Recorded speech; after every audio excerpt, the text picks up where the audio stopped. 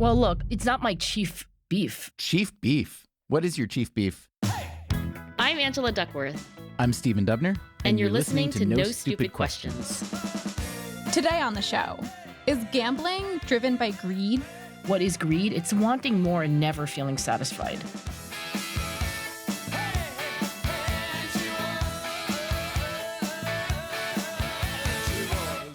Angela, you and I were talking recently offline, and you had taken note of the rather rapid rise of legal sports betting in the U.S., especially through apps like FanDuel and DraftKings. Yeah, I'm inferring that from just seeing these advertisements like all the time. Oh, yeah? Because Jason watches basketball and stuff, and it's like, holy smokes, what is going on? Yeah, they are out there, and we can talk about that. But you also mentioned a book, I think it was written around 2012, by a cultural anthropologist named Natasha Dow Schul. It was called Addiction by Design, and it talks about how slot machines in particular induce a state of flow. And then I think what happened in our conversations, you put two and two together, and we were also thinking about this series we've been doing on the 7 Deadly Sins, and you wondered aloud to me whether the so-called sin of greed fits into this, the degree to which gambling or gaming may be driven by greed. Is that about right so far, what I've said? That is correct, and it's making me feel kind of greedy because I took up the space of a No Stupid Questions listener and put my own question in here. No, that's a different deadly sin. That's the guilt sin. So I'm curious what your take is on that, the connection between gambling and greed. And I have a feeling that mine is going to be very different from yours, but I want to know yours. Let's start there. Well, I don't actually think that gambling and greed are as related as it might seem. And I do think there's a relation, which is why I brought up gambling in the first place. Like, you gamble to get money, right? You gamble to get more. And I think the heart of greed is wanting more. Mm-hmm. And there's a sense in which you will never be sated, right? So when you are surveying people for this 7 Deadly Sins project, this survey that's on the No Stupid Questions website, what kind of questions are you asking to measure greed? So I'm asking the following 4 questions. Do you take more than your fair share? Are you self-centered? Do you behave selfishly? And this one's just straightforward. Are you greedy? Do you want to define greed for us? Well, I think in general, it's the idea of wanting more and never being satisfied for your individual self-interest. It's often thought of in terms of like very material things like money and possessions, but I think you could make the argument that it could be much broader than that, like reputational, admiration, attention, etc.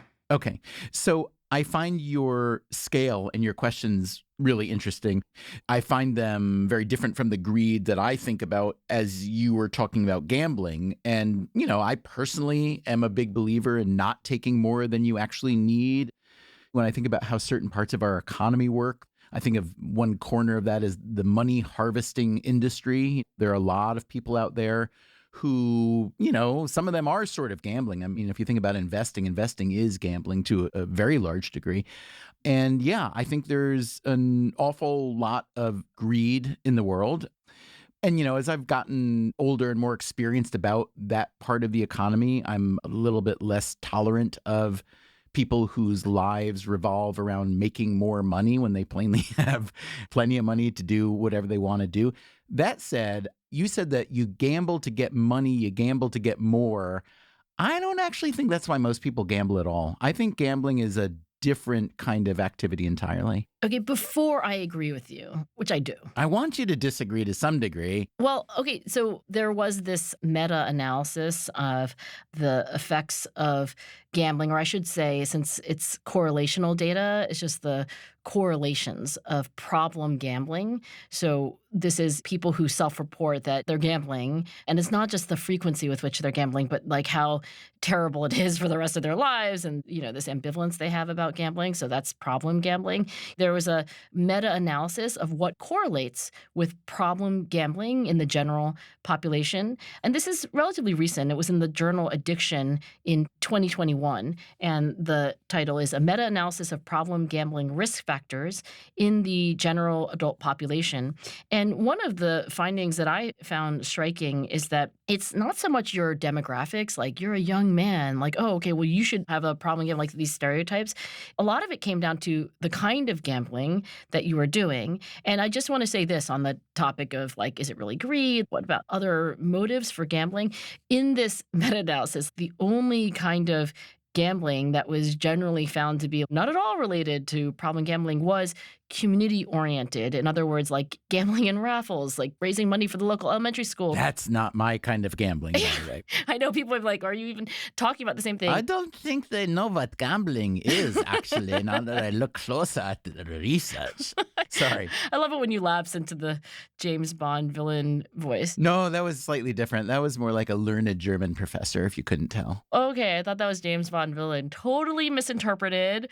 But look, so I do want to say that I think in general we should be looking at other motives for gambling, and I think they do predominate. But, you know, what gets you into gambling is generally some desire to get more money for yourself, and that would be supported by this meta-analysis where pro-social, community-oriented risk-taking is not the problem. Right. I see your point, and I see the point of the scholars, and I'm glad to know there's empirical work on that for sure. But I think one issue is that there are many different types of gambling. And, you know, let's compare. You brought up sports betting because you're seeing these ads from DraftKings and FanDuel and so on. So betting on sports versus, let's say, playing a slot machine, which I'll just show my bias here. I think slot machines are the kind of stupidest, most mindless form of gambling. But, you know, some people love them. But you're literally just shoving money into a machine and pulling a handle. So there's no engagement. No pretense of skill. And some people would argue maybe that skill and gambling don't go together that much anyway. I would disagree. But if you're, let's say, gambling on the outcome of a sporting event, you know, let's say I'm betting on the NBA or the Phillies winning the Super Bowl, for example. Or the Phillies winning the World Series, or the Eagles winning the Super Bowl maybe, or betting on whether Angela knows that the Phillies are not a football team. I knew that. That was complete. That's a complete slip. Anywho, what I would argue is that, first of all, there are many different types of gambling. Let's just be clear there. There's playing a slot machine, there's playing poker, there's sports betting, there's betting on horses. There's also things like betting on political outcomes. Now, this isn't an easy thing to do necessarily, but there are prediction markets and some betting markets or used to be. And then I mentioned there's investing. A lot of investing is a form of gambling. Right. And that's one where plainly the profit motive is strong because the stakes are pretty high. There's also, I would say, this phrase that I think about all the time, which is gambling on yourself, which is I have a path or a goal, and it might be very, very difficult to get to. And the only way I'm really going to get there is to essentially bankroll myself. I'm going to invest in myself in order to get the skills and maybe connections and resources I need to accomplish what I want to accomplish. And yeah, it's a big gamble. I'm going to spend X years doing this kind of labor to lay the groundwork or to get these kind of connections. And so when we talk about gambling, I just wanted to point out that there is really a spectrum, and that I think a lot of what scholars have studied, because it's right there in front of you and it's pretty easy, is the kind of gambling like slot machines, where it's very observable and the data are good. That said, I think something like sports gambling, it's much less about greed and making money. It's much more about a thrill. It's entertainment. It's excitement. It's fun. And it takes something that's already pleasurable for billions of people watching sports and then makes it a little bit more so because now there's a little bit more suspense and there are stakes to it. So I don't think that I would describe it generally as a greedy enterprise. But then I did come across this paper that I need you to interpret for me because it's in the Journal of Personality and Social Psychology. That's a good journal, yes? It's such a good journal. Yeah. Okay, so this journal is not about gambling, but it is about greed. And I was trying to make sense of it, but I couldn't, so I need your help. So this is by 4 scholars at the Dutch university, Tilburg University. And it's called Dispositional Greed. The abstract reads, greed is an important motive. It is seen as both productive, a source of ambition, the motor of the economy, and destructive, undermining social relationships, the cause of the late 2000s financial crisis. However, relatively little is known about what greed is and does. So as I'm reading this, I'm thinking, oh, that's so interesting that the greed scholars are eager to learn kind of the basics about how greed works. Then they write about these 5 studies that they developed and a greed scale that they tested to look at things like maximization, self-interest, envy, materialism, impulsiveness, and so on. So can you tell me what they actually learned in English so that we can all benefit from this? Well, when you develop a new survey, I did this for the grit scale, you need to show that your new survey is reliable and valid. And you do that in part by administering lots of other surveys and seeing how things are correlated. So I think this study debuts a new questionnaire that they've developed. And then they basically show a lot of correlations with other stuff to validate their questionnaire. And one of the things that I think emerges is that you have this picture of greed. And maybe I should read some items from their questionnaire because it's short and also it'll give you a real sense of what they mean when they say greed. So here they are. I always want more. Actually, I'm kind of greedy. One can never have too much money. As soon as I have acquired something, I start to think about the next thing I want. It doesn't matter how much I have. I'm never completely satisfied. My life motto is, quote, more is better, unquote. And finally, I can't imagine having too many things. Mm-hmm. I mean, feels very what we would call face valid, which means like, yeah, on the face of it, that seems right. And I think that's what I was thinking about and what I was saying just now. Like, what is greed? It's wanting more and never feeling satisfied. So they administer lots of other questionnaires, but they come to the conclusion that when you score highly on this dispositional greed scale, like it's something about you that's across many situations, because they don't say, what about gambling? What about food? Like, what about, et cetera? They come to the conclusion that, generally the correlates are negative. Like the higher you are in greed, the more impulsive you are, the less happy you are, the less concerned you are for other people, the more materialistic you are. Again, you can make arguments like some of these things aren't bad, but it's a pretty negative portrait, I think, of being dispositionally greedy. So if we think about the widespread legalization of sports gambling, and it's gotten really popular really fast in the US, I do think there are a number of things to be concerned about. If you look at the UK, which has had a much longer history of sports gambling, there have been problems for sure. I mean, there's certainly a level of addiction. There are people who get into a lot of trouble. And so they've done some things to try to curtail that. And I believe that some of those learnings have been ported over into the US, where the legislation is written for these firms to try to encourage what they call responsible gambling. But yeah, there will definitely be people hurt by that. Also, the industry is in a strange moment right now because since it became legal, they're all trying to grab this market share, and some of these firms are plainly not going to survive. But when I look at the whole landscape of sports gambling or gambling generally, I think of a guy I know a little bit who has a really different take on it, and I want to run it past you and see what you're buying of this take. So his name is Bob Wachtel, and he's a longtime professional gambler. He's a very highly ranked chess player and backgammon player. He also happens to have a PhD in philosophy from a long time ago. And he argues that gambling, rather than being a vice or sinful or connected to greed, is in fact mostly virtue. And his argument goes like this. It's entertainment, as I noted, but it's better than most because it's interactive. Right? Even active. Because you're engaged. It's not passive. It's not like you're vicariously watching other people gamble. You're in it. You're in it, and you are thinking your way through it, which means there's an intellectual component, which is more than can be said of a lot of other entertainment out there. Most important, he would argue, that it engages you in the idea of probability on a second-by-second basis. It also engages you in the idea of multifactorial analysis. It's complicated. You have to consider a lot of things. And all of these ideas, thinking probabilistically, thinking about a variety of factors, can be really useful in real life. And indeed, it's a kind of thing that you wish more people were engaged in all the time, like politicians, right? So one issue in media and politics and so on is that a lot of people make a lot of predictions about what's going to happen in the world, or if you will only put your support behind this policy or program that I endorse, you will see how well it works. And the problem is that most predictions that most people make turn out, as you know, to be bad. We're terrible forecasters. We're terrible forecasters.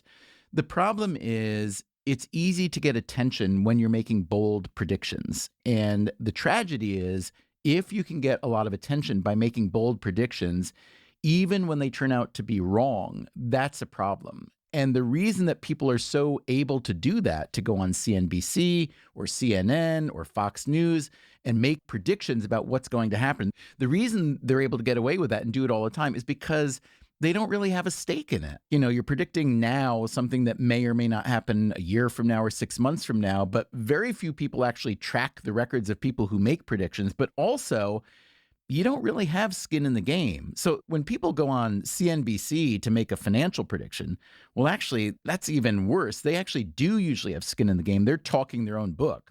The Bob Wachtel argument is that gambling is actually an honest way to make predictions because you're backing it up with your own money. And therefore, we should look at gambling not as this vice that's practiced only by deviants, but as a kind of potentially wholesome, interactive entertainment that's got an intellectual component and that engages you, if not teaches you, to think more probabilistically and about multifactorial analysis. And if the rest of the world were a little bit more like gamblers in that regard, we might be better off. So what do you think of that argument, Angela? You know, it's never the case that something only has one effect, right? Like, is gambling good or is it bad? There's almost certainly more than one outcome of gambling. And maybe you could make the argument that some of the outcomes are positive, right? People are engaging in statistical thinking. They're getting an immediate feedback loop. Oh, I can tell by your tone of voice you're not In my derisive tone of voice. No, but yeah, I guess it's more entertaining. Like, it was fun to watch this football game, but now it's really fun. I mean, that I really do want to agree. If it makes it more fun, that's got to go in the positive column. Like, I was more engaged in watching this game than I would have been otherwise, and I felt better. watching the Phillies win the Super Bowl. Exactly. Bet on that. See what the odds are. And look, anything that people do, there's almost always a reason that they do that does fall into that category. Why else would they do it, right? Maybe I could even go Sure. so far as there is always a reason. But just to begin, if you say like, hey, isn't it great that people are using their faculties and like thinking statistically and so forth? Well, first of all, I don't think that people are getting statistically smarter, even though they're exposed to odds that they get the feedback from, because you bet on something and then the thing happens and then you get punished or rewarded. And so in theory, we should become better and better statisticians. But in fact, that doesn't seem to be the case. I don't know that people end up with PhDs in statistics just because they gambled a lot, right? It doesn't seem to connect that way. I think also there is something about the kind of non-productivity of the use of these faculties. Like, great, people are doing that, but how about if they actually try to build a bridge? Like, that would be another way to use statistical thinking, or, you know, doing something that has an outcome that is useful for either yourself or others. So it's kind of that this gambling institution or these gambling inventions that we've created, like slot machines, online gambling, lotteries, and so forth, I think they're hijacking, in a way, our desire to take risk for gain. I appreciate your argument, and I agree with a significant portion of it. I'll see your argument, and I'll raise you another argument. I would say that your argument makes an awful lot of sense, especially if one is thinking pro-socially, which is that if someone is smart enough to be really good at sports gambling, then we want them building bridges. But I would say, well, first of all, I don't know, how many bridge builders do we really need? Okay, can I just change that to actuarial science? Like, Sure. maybe they should be doing statistics for insurance companies. Actually, becoming an actuary is maybe a pretty good example because, from what I understand, very few young people are really excited about actuarial science. And even though computers keep getting better, I think we need actuary scientists. We need more. This is a public service announcement for actuaries. When I was in high school, and this is like, what, 1987, I think, and I had taken the SAT, and, you know, immediately after taking the SAT, at least at that point, you would start getting flooded with brochures or pamphlets. I think it must have been like based on your test scores. Don't know if that's true today. But I remember getting a little pamphlet. It was like 4x6 and had question marks on the front. And it said, "What is an actuary?" And I was being encouraged to go into actuarial science. And were you wildly tempted? I did not become an actuary, as you know. And I can't even say that some of my best friends are actuaries, but, these wonderful statisticians who figure out the odds of getting into a car crash or into an avalanche or whatever. Yes, society needs them. Okay, but by your saying that, people who are smart enough to be good at gambling are wasting their brain power on something that is maybe self-fulfilling. By the way, if you work as an actuary, you still have plenty of time in the evening to be a really great sports gambler. But additionally, this is a little bit like saying, well, wait a minute, what share of the graduating class of the top 10 undergraduate colleges in America go to work in finance or in what I might sometimes call the money harvesting fields? And there are those who argue that, wait a minute, don't we want that brain power devoted to things like education and computer science and healthcare and so on? So would you make the same argument about those people? Or is it because finance seems a little classier, they have big buildings, that you're not so concerned about the waste of brain power in that realm? So your argument is that there's a very fine line, if a line at all, between gambling on a sports app and being like a hedge fund manager. Is that right? No, I'm not making that argument, although if I were forced to, I probably could make that argument. I'm just saying that if you're going to make the argument that sports gambling is, quote, bad, because in order to be good, you have to have brain power that would be better applied elsewhere, then wouldn't you make the same argument that people who go into finance, when they could also be revolutionizing education and healthcare rather than making $500,000 a year for trading some derivatives that they don't even know what's in them? Doesn't that seem a little bit, I don't want to say hypocritical, but doesn't it seem a little bit paradoxical? Well, look, it's not my chief beef with gambling that these people could be using their brain. Chief beef? What is your chief beef? I don't know what my chief beef is, but it's so fun to say, chief beef. And it brings to mind all kinds of images of just like cheap beef, gristly and all that. But anyway, I digress. My point is, Stephen, that it's not my chief beef, my major complaint about gambling that like, oh, I wish this person were using their brain to do something else. I really worry about how rewarding it is to gamble and how it just displaces all kinds of other things in your life and can be really ruinous. So it's not just that I think this person should be doing something more profitable with that part of their brain. Interestingly, when people get a miss, say on a slot machine, a near miss is actually rewarding. So sometimes when you don't win, you're like, oh, like the Phillies almost won the Super Bowl or whatever the team is, real team, real game. Eagles not winning the Super Bowl. But at least in some circumstances, that can also be rewarding. So I'm just worried that this invention of modern gambling, and especially some of the machines that we have invented to allow us to gamble repeatedly with almost no interruption, that those seem to actually be, by the way, I was just telling you about this meta-analysis, those seem to be the most pernicious. So the most addictive kinds of gambling tend to be ones that you can do like very, very fast and almost continuously or without break. You can do it almost at any time of day. And in fact, I think now you could argue that you could gamble at any time of day. And again, like that is not something that existed for our entire evolutionary history. Now we have it, and it's getting us into trouble, at least some of us. Yeah. Can you hang on 1 second? I'm just trying to get a bet down on this highlight match in Singapore because it's about to get started. See? By the way, there are commercials not only for gambling, but I just saw one the other day, and I wonder whether it was because of regulation, but it was an online sports gambling app, and the whole commercial was like, here are new features on our app that you can use to limit your gambling. I think that is informed a little bit by countries that have had legalized gambling for longer, where they see that it's not so hard to find the ways in which someone can get into trouble, and they can try it at least to prevent that, although I don't know how successful they'll be. I don't know how helpful those things are, but yeah. So it's interesting, even though gambling may not, at least according to me, be an exercise in greed in the sense of I want more money, right? I'm making the argument that it's not about that. It's not the primary driver. I agree with that. It may be kind of like one of the things that gets you into it, but it's not the primary driver. That's not why people gamble, I don't think, necessarily. Still to come on No Stupid Questions, Stephen and Angela look at greed from the other side of gambling, the suppliers. I think you have to lay at least a significant part of the blame on the ecosystem of the private providers and the regulators who are benefiting pretty substantially from the legalization of sports betting.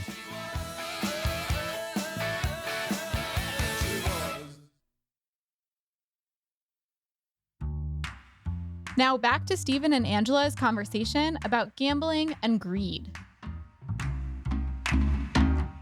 Since we are talking about the 7 deadly sins and greed, it strikes me that you are saying that gambling is greedy in that it's selfish, in that you're using your cognitive gifts or your attention on something beneath your abilities. Is that about right? I am saying, based on the data in this meta-analysis, that the only form of gambling that does not have any correlation with problematic gambling is pro-social gambling, which is like raffling off a fruit basket for the local school, right? I will say this. So there is certainly some motivation to get into the flow state, to be so one with the activity that you're doing that you would lose track of time and that you would return to the activity again and again. And that's actually really what I think is going on with this continuous type of gambling. It's sometimes called continuous play gambling, where you can do it repeatedly, like again and again. But I do think it is also true that people start to gamble, at least to some extent, because they would like to have more money. I mean, people don't like say, should I do public service or should I go to Vegas, right? Like there's an initiation. I will say this. I do remember research from some years back that looked at people who play lotteries, generally state-run lotteries and so on, and it found that lower income people are much more likely to play lotteries than middle or higher income people. But moreover, this was the really scary part, was that a really large share of low-income lottery players said they played the lottery because it represented their best opportunity to make a windfall that would allow them to do something like buy a house or send a kid to school. Right. So it was like their one hope. Yeah. And to me, that's an indictment of a couple things. It's an indictment of an economy that doesn't afford opportunity for people. That's bad. And the other tricky part about that is these lotteries that are run by the states. I mean, when you look at the take that states get from their lotteries, states are much greedier than any bookie who ever lived. So when you play a state-run lottery and you win, you're actually only getting about 60% of the pool of money. The state is taking about 40%. So if you want to talk about greed, we've been talking about the demand side of gambling. Maybe we should talk a little bit more about the supply side. Right. The institutions behind gambling, not the individuals. Natasha Dow-Schul's been fascinated. I guess there's probably a negative version of that, like disturbed, frightened by electronic slot machines in particular. So this book is now, I think, like 10 or more years old. So she was writing, I think, before the rise of online sports gambling apps and so forth, but she really focuses on Las Vegas and these slot machines. And she talks about the greed of the institutions, the casinos, right? And maybe that's where the greed in the story is most clear, because she would say from interviewing, and I remember just reading these first-person descriptions of gambling addicts. These are people who are really, I mean, honestly, Stephen, just in such a terrible place. They're bankrupt, they're often sick, and they're unemployed. I mean, that may or may not have happened before they started gambling, but it's certainly part of the problem. As they get deeper and deeper in the hole of gambling, they lose their families, they destroy their marriages. And when these individuals talk about why they get up again and go straight back to the slot machines and sit in that chair for hours, I mean, wearing diapers sometimes, right? So that you don't have to get up. These are people who don't talk about gambling because of anything that sounds like greed. They talk about getting into what she calls the machine state, like a state of flow. But just I want to say that there could be an asymmetry in the motivation. So there could be, on the one side, greed from the casinos and other institutions trying to get more and more and more. They'll never have enough. The motivation on the individual consumer side is really actually like relief from their terrible lives. When you're in the flow state, your attention is 100% absorbed in what you're doing. And that means it is not going to all the terrible things in your life that are causing you pain. So it's an anodyne, right? It's a painkiller of a sort. But these two things in combination, individuals who want to achieve the flow state by sitting at this machine and pressing this button over and over again, pouring their life savings down the drain, and then these institutions like casinos, on the other side, that produces this equilibrium where it just goes on and on and on. And then you have more and more gambling. If you want a little bit more ammunition against the gambling industry, which it sounds like you would. Do I need it? Yeah. There was a piece in the New York Times in November of 2022. There was a big investigation on how the legalization of sports betting in the U.S. is kind of rolled out. And it's been interesting and it's been intense. Tell me about this, because I'm just noticing these ads, but like, when did this happen? When did it become legalized? So basically, in the U.S. at least, there'd only been legalized sports betting in casinos in Nevada. I think that's right. I may be wrong on that. Which is why people would go to these places, right? Like, it was worth the pilgrimage because you couldn't do it in your neighborhood. Like, you couldn't gamble in your hometown, right? Well, you could. There's a thing called a bookie, and there are bookies everywhere and always. And some people would argue that now the states have eliminated bookies by running the lottery. And, you know, states are much less generous with their payout than bookies ever were. But the state also doesn't break your leg, although, you know, they require payment up front. So it's a mixed bag. But sports gambling was generally illegal in this country in most states for a good while. But then the Supreme Court overturned a 1992 federal law, I believe. And this was a handful of years ago. And one interesting part of the backstory is as states now were voting for themselves of whether or not to legalize sports gambling, there were these companies like DraftKings and FanDuel that had set themselves up as fantasy sports websites where you weren't betting money. But because they had set themselves up, they had already had an architecture and they were ready to spring into action when sports gambling was legalized. And indeed it was. So it was a very, I would say, long-sighted strategic play that these and other firms made. Now, not all states have legalized it. I believe that California recently voted against it, or at least online sports gambling. I think there are around 30, 31, 32 states that allow it currently. But this New York Times investigation of how this all rolled out tells us some interesting things. Here's a bit. After the Supreme Court allowed sports betting, this was in 2018, quote, lobbyists pushing for the legalization of online betting lavish state officials with gifts, parties, and millions of dollars in donations, at times skirting campaign finance rules. Many lawmakers proved pliant. So maybe you're not shocked and outraged by that because that's what happens in state capitals and in D.C. I'm pretty shocked and outraged by that. It's pretty gross. Here's some more. The gambling industry, the Times concluded, backed their arguments for the legalization of gambling with, quote, dubious data, including increases in tax revenue that have been overly optimistic. And furthermore, because the states collect taxes from betting, regulators have an incentive to help gambling companies get up and running quickly. Some states let them begin operating before regulators complete comprehensive licensing reviews. So, look, we've been talking about greed and gambling from the user side, the consumer side, but from the producer and the state side, you can see that it's an ecosystem where I think you can make the argument that if you feel empathetic towards someone who gets caught up in gambling as a user and gets in real trouble, I think you have to lay at least a significant part of the blame on the ecosystem of the private providers and the regulators who are benefiting pretty substantially from the legalization of sports betting. I don't know anyone who would argue otherwise, honestly. Like we said, there's got to be some element of greed to just get you to go into this in the first place, but it's certainly not the sustaining motivation for why you're gambling. And let's recall that the odds are against the gambler. If you want more and more, gambling is not a way to do it, right? So there must be some other psychology going on in the motivation of the gambler. But clearly, or I'm arguing, and I think many, many, many others would argue, that there's greed on the part of the institutions. The people who are like, let's build another casino. Let's make another app, a better app to capitalize on this feature of human nature, which is not good, right? I'm not a fan of lotteries by states. I'm not a fan of online gambling. I'm not a fan of casinos. I mean, I just think these things prey upon the instincts that we've again, we have those instincts for good reasons, but in the modern world, don't do us any good. So I'm curious to hear from listeners. I would like to know what's something that you have gambled on in the broadest sense of the word and why. And I also want to know if it was driven in part by greed. So make a voice memo, use your smartphone, just do it in a quiet place, include your name, what you do, where you live, and send the file to nsq@freakonomics.com.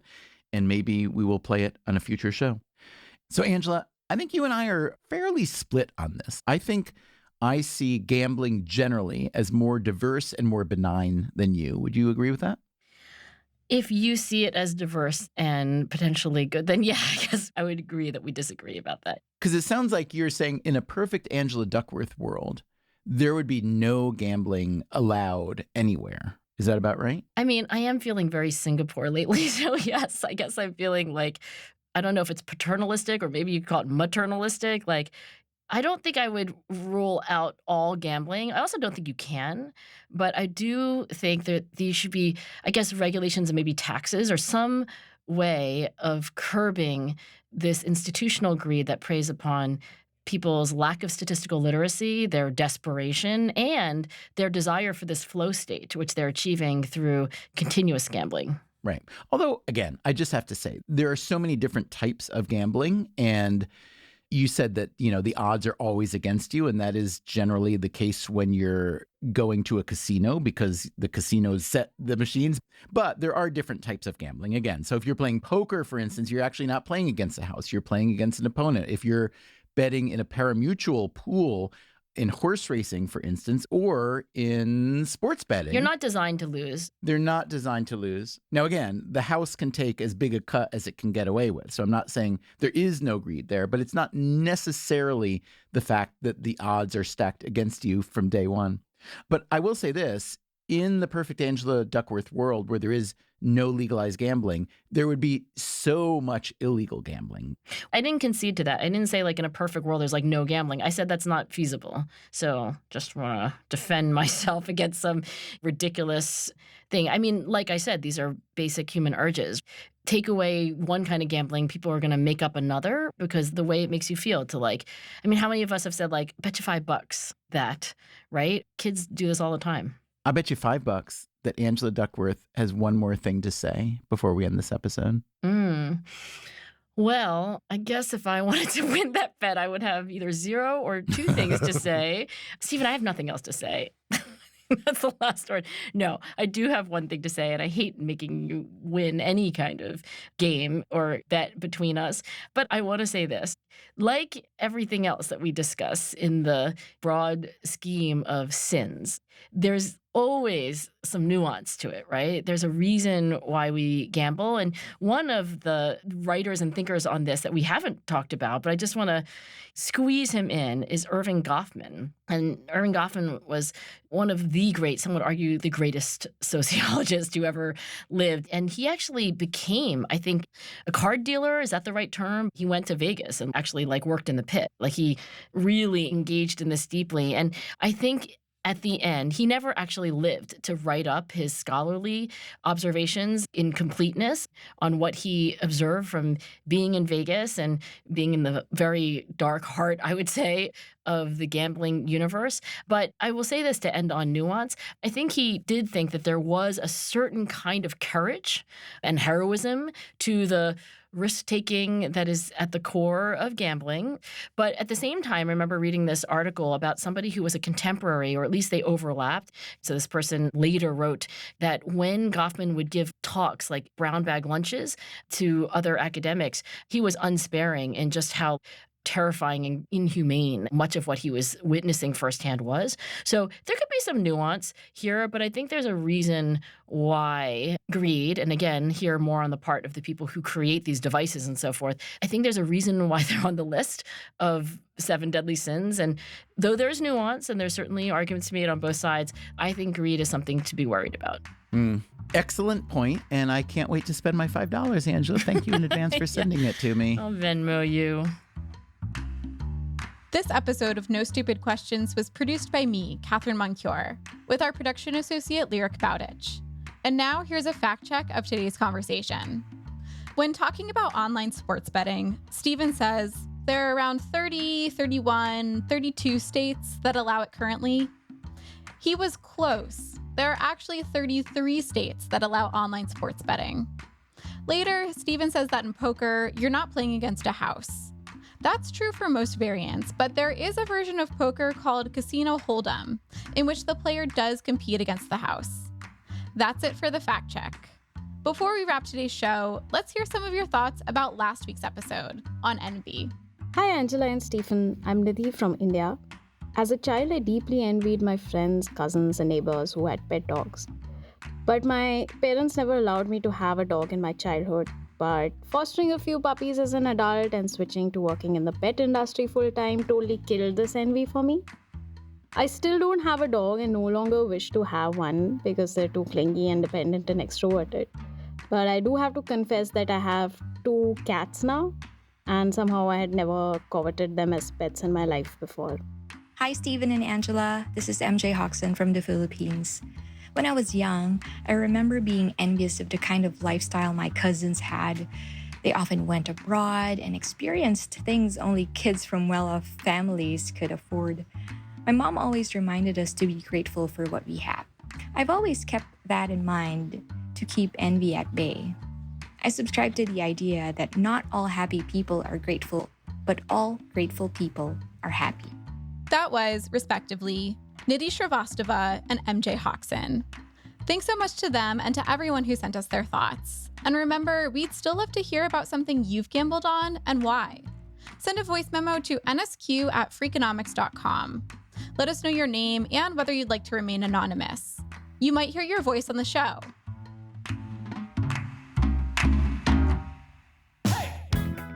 Coming up next week on No Stupid Questions, Stephen and Angela tackle the last of the 7 deadly sins, pride.